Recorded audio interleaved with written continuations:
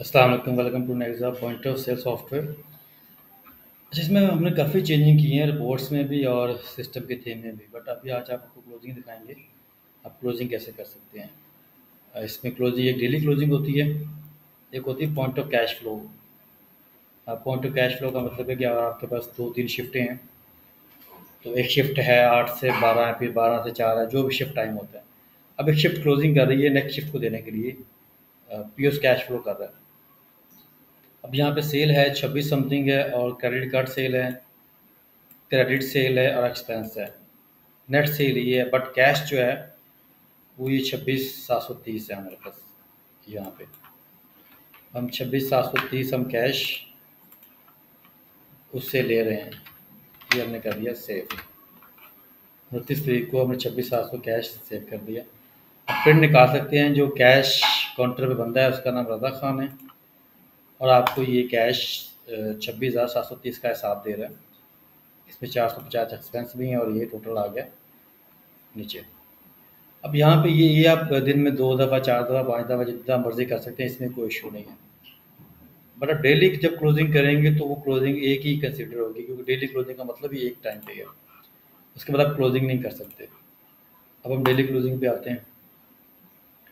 अब यहाँ पे देखिए 26,280 रुपये है, क्योंकि यहाँ पे कैश लेस कर दिया उसने 450 रुपये। अब अगर आपने तो ये कैश फिजिकली में काउंट करना है तो ठीक है, बट अगर आपने कैश सबमिट करना है तो उसके लिए आपको तीसरी ऑप्शन मिल जाएगी। यहाँ पे जाके शॉप कैश में। अब शॉप कैश में आपने यह उस दिन की सेल, यहाँ पे आपको कैश नज़र आएगा, एक्सपेंस के बाद वही आपने कैसे देना है, कैश स्लिप कराना है या बैंक ट्रांसफ़र करना है। बैंक ट्रांसफ़र करते हैं और अमाउंट लिखते हैं, आउट पे करेंगे। जब आप पैसे दे रहे हैं तो उसको आउट करेंगे, किस बैंक में भेज रहे हैं, मिज़ान बैंक में दे रहे हैं 26,280।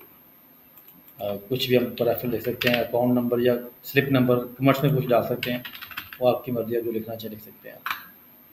हमने कर दिया सेव, आउट कर रहे हैं पैसे। अब बैलेंस ज़ीरो हो जाना चाहिए, यहाँ पे ज़ीरो हो गया। अच्छा, हम यहाँ से लेजर व्यू भी कर सकते हैं हम पर डे के हिसाब से। 29 तारीख को हमने क्या किया, ये आपको पूरा लेजर दिखाएगा। ये हमने एक्सपेंस किए हैं 450 रुपये, और ये हम कैश ट्रांसफ़र कर रहे हैं 26,280 रुपये। अच्छा, जब हम दोबारा क्लोजिंग पे आएंगे तो हमें यहाँ पे कैश क्या देगा, ये ज़ीरो, क्योंकि हमने कैश सबमिट कर दिया। हम इसको कर देंगे सेव। ये सेव करने के बाद आप बैक यहाँ से आ सकते हैं क्लोजिंग नंबर 2 पे। यहाँ प्रिंट के दो ऑप्शन है। एक प्रिंट में आपको सिर्फ क्लोजिंग नज़र आएगी कि टोटल सेल ये है, cash sale, credit card sale ये है, और इसमें क्रेडिट सेल ये है, टोटल सेल ये होगी। ओपनिंग बैलेंस ज़ीरो है, एक्सपेंस था 450 रुपये, और हमने ट्रांसफ़र कर दिए 26,280। यहाँ प्रिंट निकाल के दे सकते हैं। अच्छा, आप देखना चाहते हैं कि आपने पर डे सेल क्या किया है, तो ये लाइन आइटम वाइज चीज़ें नीचे आ जाएंगी कि आज आपने, जैसे ये क्लॉथिंग का मैंने किया था क्लॉथिंग पे, तो लाइन आइटम उसमें एक ही है।